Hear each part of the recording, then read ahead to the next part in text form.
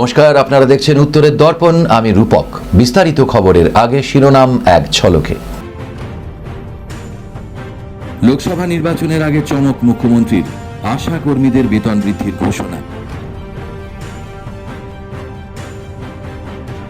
জলপাইগুড়ি ও দার্জিলিংয়ে আসন জয়, আমাদের কাছে জীবন মরণ লড়াই, দেওয়াল লিখনের পর বলেন মেয়র। উত্তরবঙ্গ বিশ্ববিদ্যালয় বন্ধ হল পঠন পাঠন, বিক্ষোভ চলছে কর্মীদের।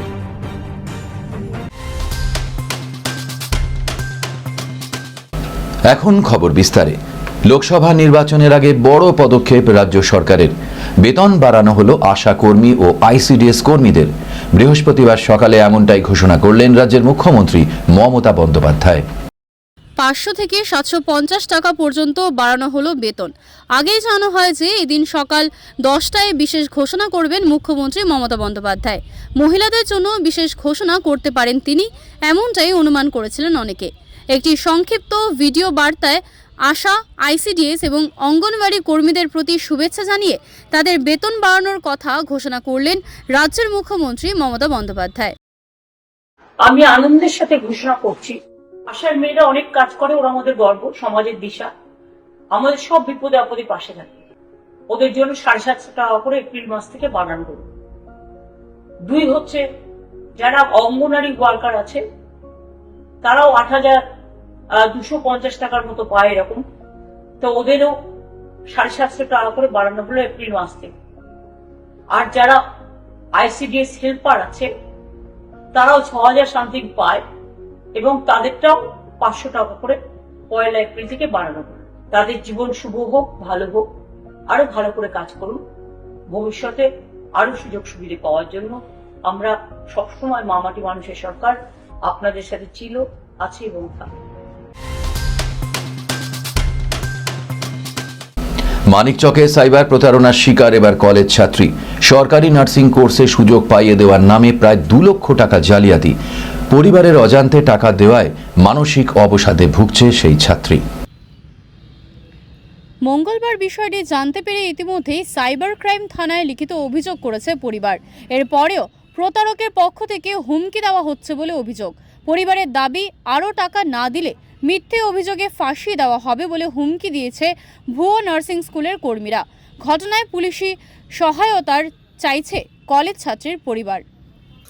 ওকে জিএনএম এএনএম এর যে এক্সাম হয় 2 বছর থেকে, ওই এক্সামের নাম করে যে আমি তোমাকে এএনএম এক্সামে পাস করিয়ে দিব, ওই কোশ্চেনটা দিব, বাকি তুমি যদি শুধু তোমার অ্যাডমিটের যেটা নাম্বার থাকে ওটা লিখলেও আমি তোমার ইউমারটা চেঞ্জ করে দেব।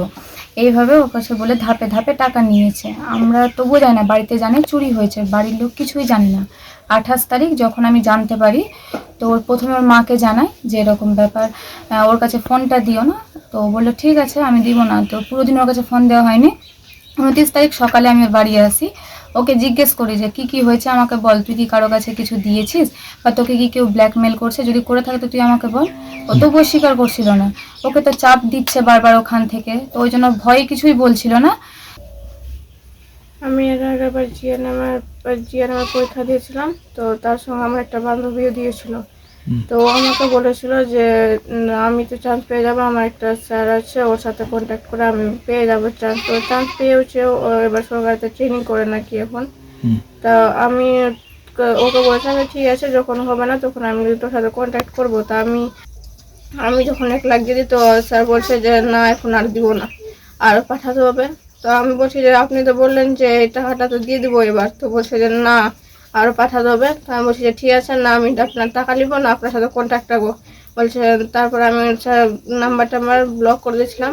তো আমাকে আবার অন্য নাম্বার থেকে ফোন করে বলছে যে আমি তো তোমাকে ছাড়বো না। এটা যে ওই যে আবার ওর টাকা যখন ওর কাছে নাই, আমার বাড়িতেও নাই টাকা, একটা যে খাবো তো টাকা নাই। তারপরে মেয়ে আবার অন্যজনকে বলছে কি টাকা এতটি দিতে হবে। তো ওকে বলছে কি টাকা যদি এটা না দেয় তো আমি মরে যাব। কে বলছে?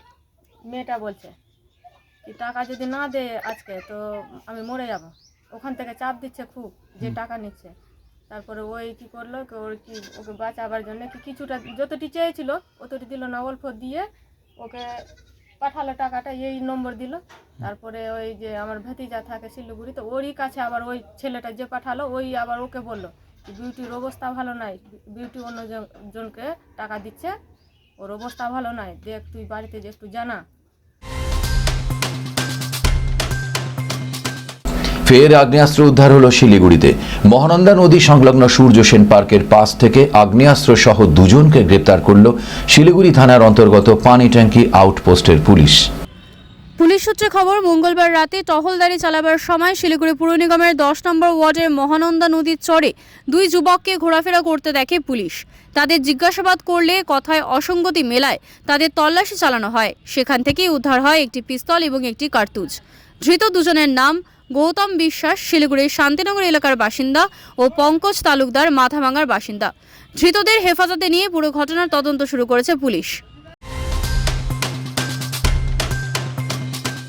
15 দফা দাবি নিয়ে কোচবিহার জেলা শাসকের দপ্তরে স্মারকলিপি প্রদান করল উত্তরবঙ্গ প্রতিবন্ধী সংগঠন কমিটি।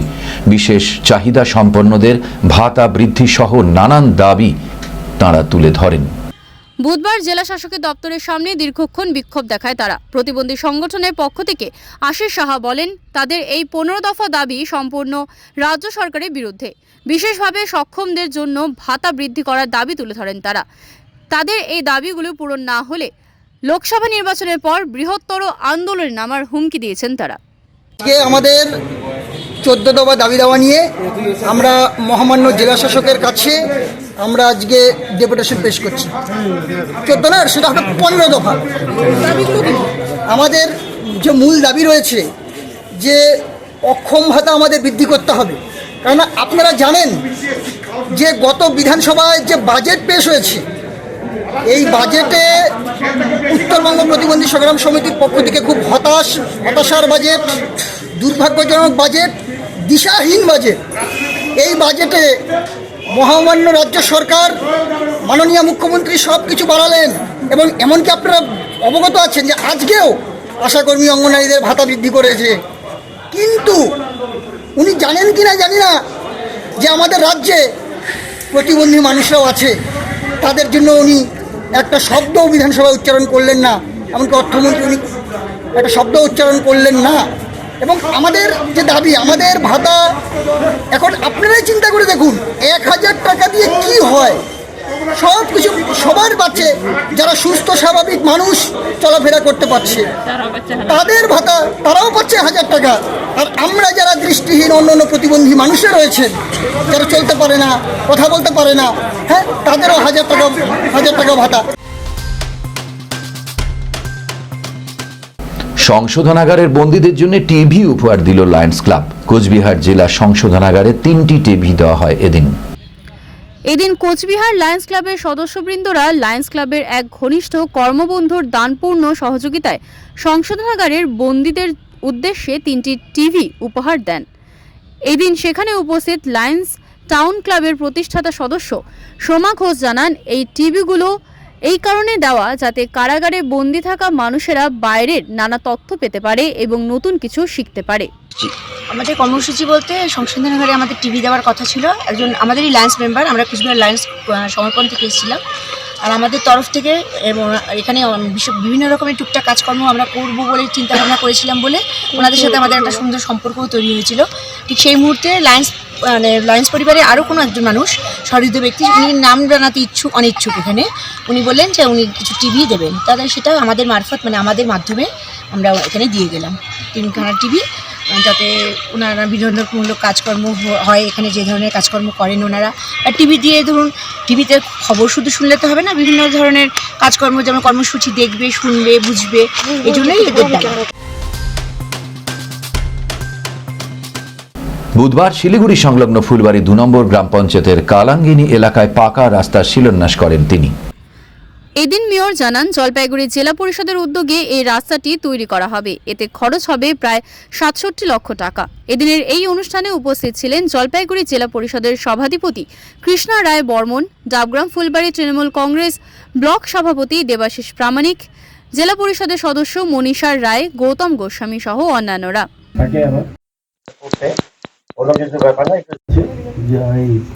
গরম ঠান্ডা বলছি না, 66,79,000 টাকার এই রাস্তা গ্রামীণ সড়ক যোজনায় রাজ্যের মাননীয় মুখ্যমন্ত্রী খুবই গুরুত্ব দিয়েছেন এবং সেই গুরুত্ব সহকারে কাজগুলো আমাদের বিভিন্ন প্রান্তে এই কাজগুলো হচ্ছে।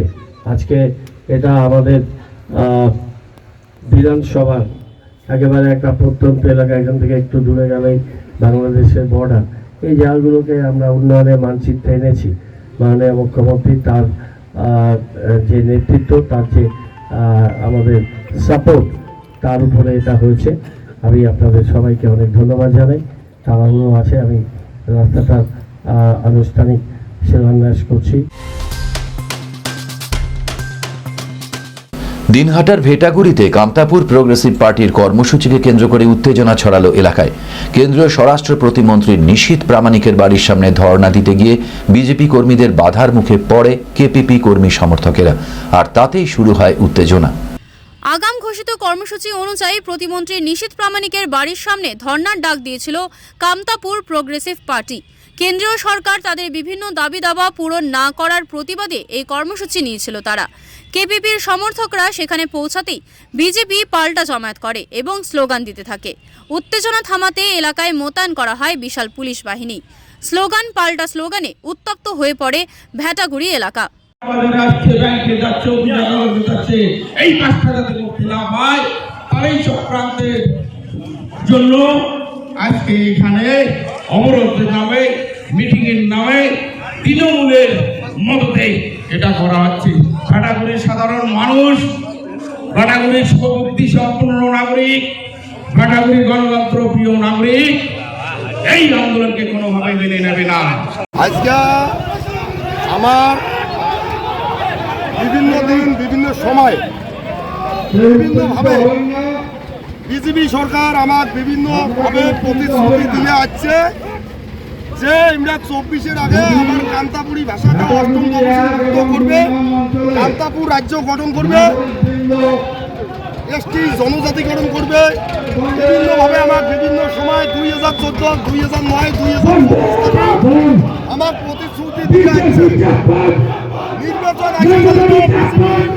সরকার আমাদের দাবি পূরণ করে নাই। মন্ত্রী স্বরাষ্ট্রমন্ত্রী নিশীথ প্রামাণিক, তার সাথে আমার বহুবার বৈঠক হয়েছে, বহুবার কথা হয়েছে।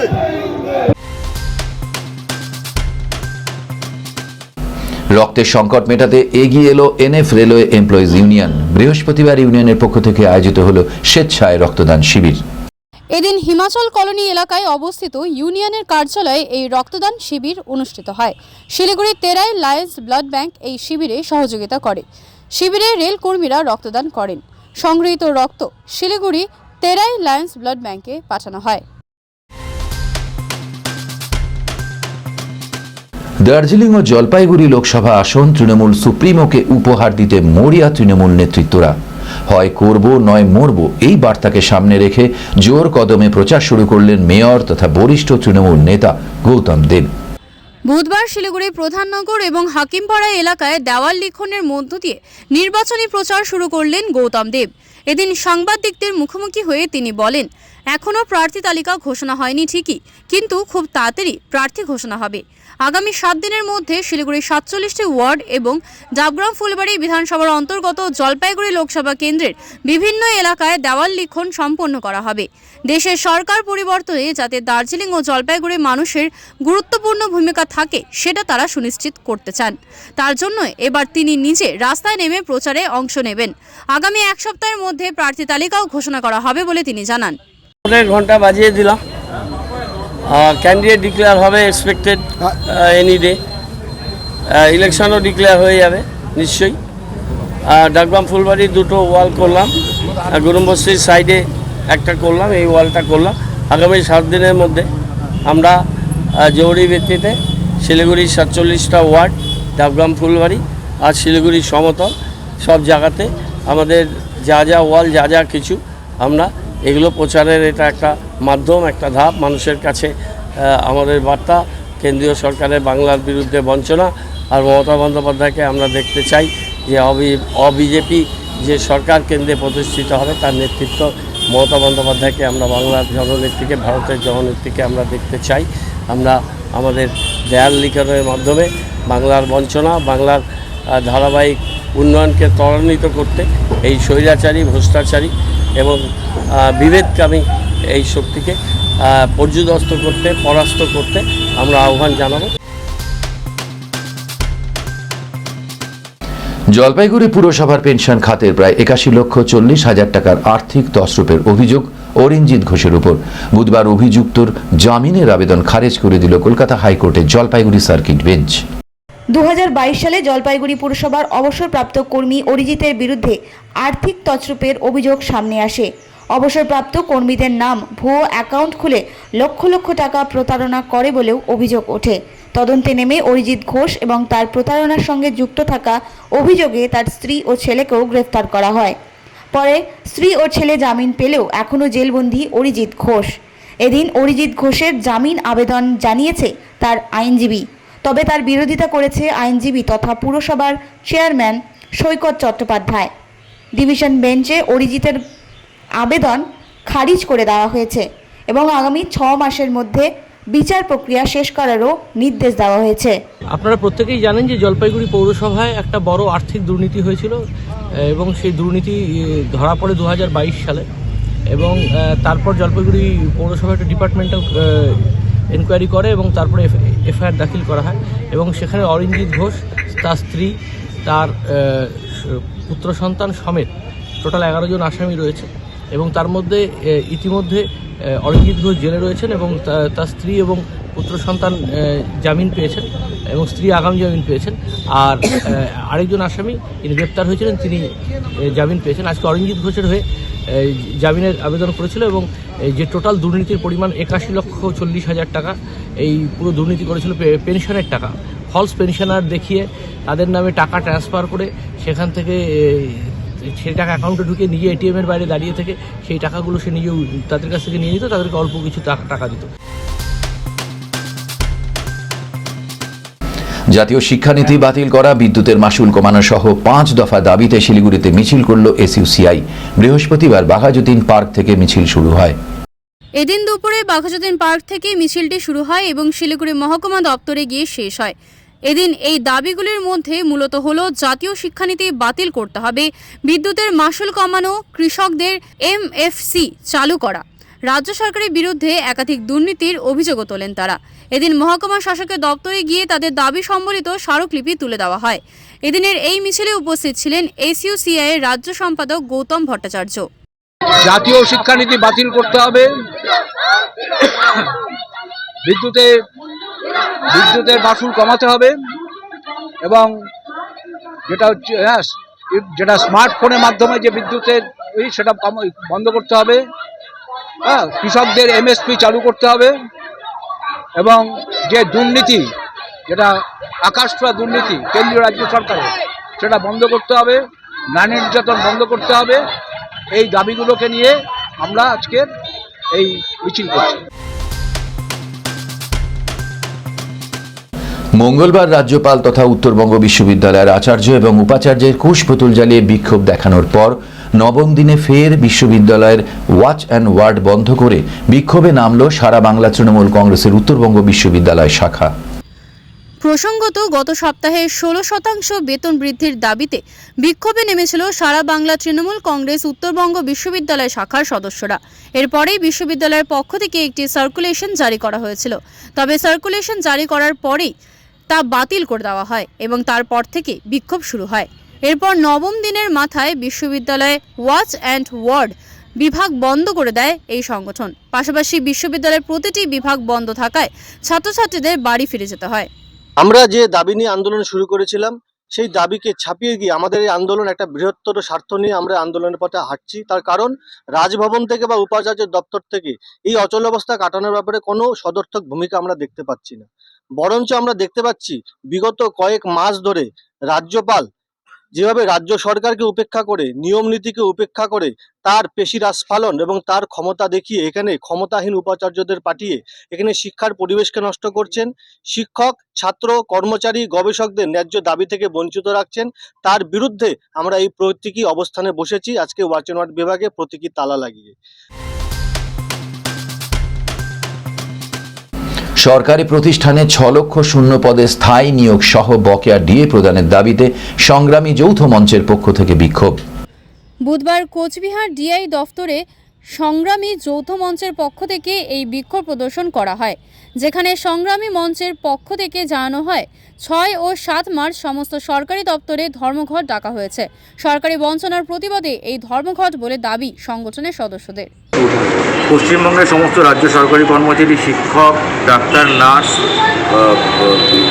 কোর্টের কর্মচারী, প্রত্যেকের যারা সরকারি কর্মচারী এবং যারা অস্থায়ী কর্মচারী এবং যারা চাকরির দাবিতে আন্দোলন করছে, চাকরি প্রার্থী যারা, প্রত্যেকের দাবি সম্মিলিতভাবে 6 এবং 7ই মার্চ আমাদের পূর্বে ঘোষিত ছিল। 15 দিন আগে আমরা চিফ সেক্রেটারিকে নোটিশ দিয়ে জানিয়েছিলাম। সেই দাবিতে গোটা রাজ্য জুড়ে আমাদের ধর্মঘট চলছে। মালদায় জনগর্জন সভার প্রস্তুতি সভা থেকে খগেন মুর্মুকে চোর, বেঈমান বলে আক্রমণ মালতীপুরের বিধায়ক ও জেলা তৃণমূল সভাপতি আব্দুর রহিম বক্সির। পাল্টা সন্দেশখালী প্রসঙ্গ তুলে তৃণমূলকে খোঁচা দিলেন খগেন মুর্মু। এদিন বক্তব্য রাখার সময় একাধিক প্রশ্ন তুলে আব্দুর রহিম বক্সি বলেন, খগেন মুর্মু গত 5 বছর থেকে এমপি ছিলেন, তবে তিনি কতবার এলাকায় এসেছেন, তিনি কতবার গরিব মানুষের পাশে দাঁড়িয়েছেন। এমনকি কিছুদিন আগে এক পরিযায়ী শ্রমিক টাওয়ার থেকে পড়ে মারা গিয়েছিল, তবে তার পরিবারের পাশেও সহযোগিতা হাত বাড়াননি সাংসদ এবং তার পার্টি। তারা শুধু পারেন সাম্প্রদায়িকতার উস্কানি দিয়ে মানুষকে ভুল বোঝাতে।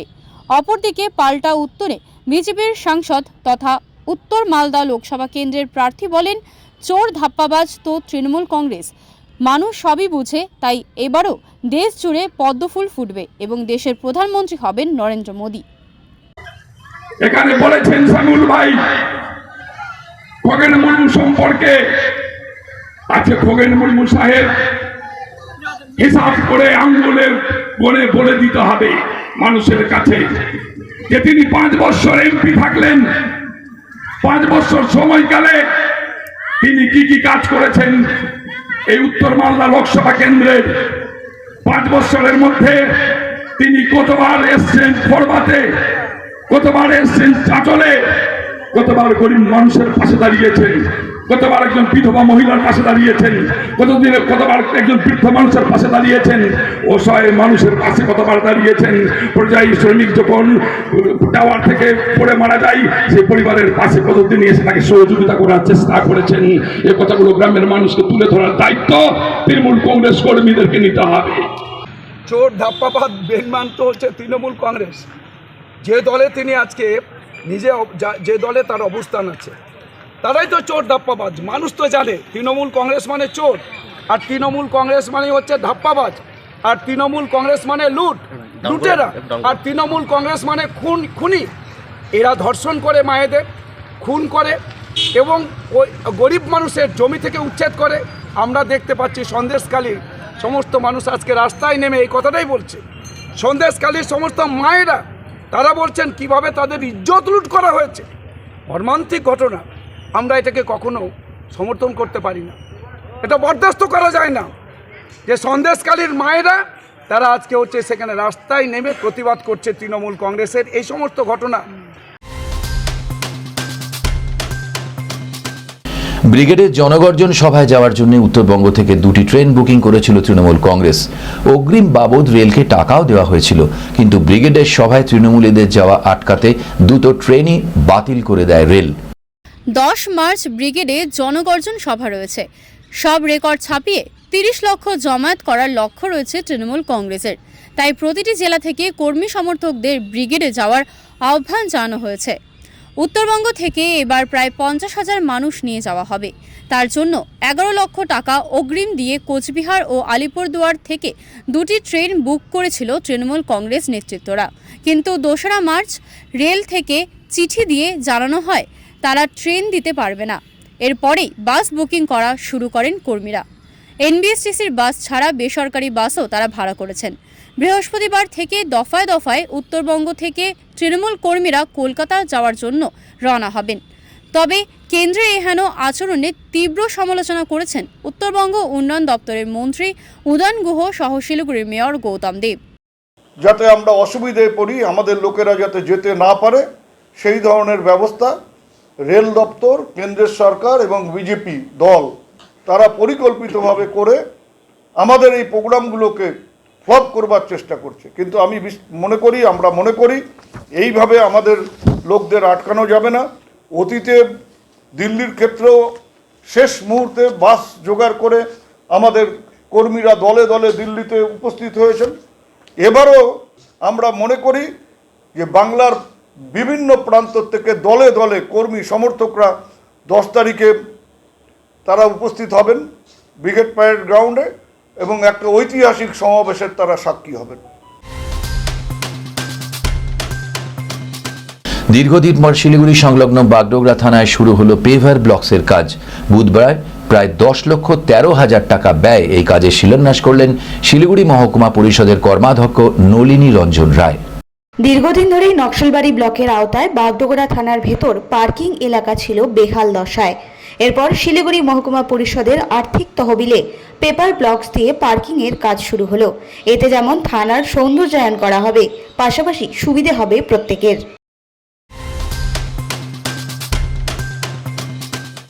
উত্তরবঙ্গ রাষ্ট্রীয় পরিবহন নিগমের ময়নাগুড়ি ডিপো থেকে 3টি নতুন অত্যাধুনিক বাস পরিষেবা চালু হলো। পতাকা নেড়ে পরিষেবার সূচনা করলেন সংস্থার চেয়ারম্যান পার্থপ্রতিম রায়। একটি বাস ধূপগুড়ি থেকে ময়নাগুড়ি হয়ে কিষানগঞ্জ পর্যন্ত চলবে। দ্বিতীয় বাসটি জয়গা থেকে মালবাজার হয়ে শিলিগুড়ি পর্যন্ত চলবে। তৃতীয় বাসটি জলপাইগুড়ি থেকে কানকি পর্যন্ত চলাচল করবে। প্রতিটি বাস স্বয়ংক্রিয় পদ্ধতিতে তৈরি। এক একটি বাস কিনতে খরচ হয়েছে প্রায় 44 লক্ষ টাকা। বাসগুলিতে যাত্রী সুরক্ষার জন্য সিসিটিভি ক্যামেরা লাগানো রয়েছে।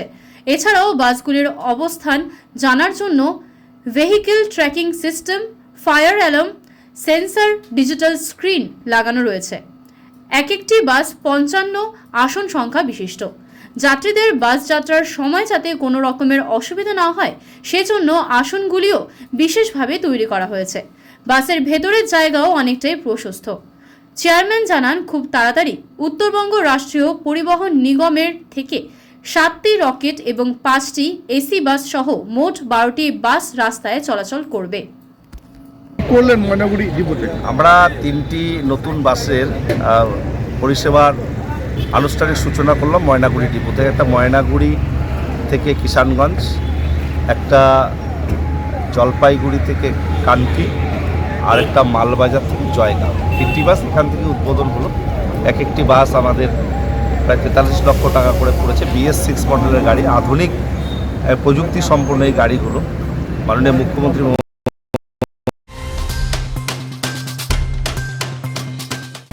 শেষ করবার আগে খবরের শিরোনাম আরও একবার। লোকসভা নির্বাচনের আগে চমক মুখ্যমন্ত্রীর, আশা কর্মীদের বেতন বৃদ্ধির ঘোষণা। জলপাইগুড়ি ও দার্জিলিংয়ে আসন জয়, আমাদের কাছে জীবন মরণ লড়াই, দেওয়াল লিখনের পর বলেন মেয়র। উত্তরবঙ্গ বিশ্ববিদ্যালয় বন্ধ হলো পঠন পাঠন, বিক্ষোভ চলছে কর্মীদের।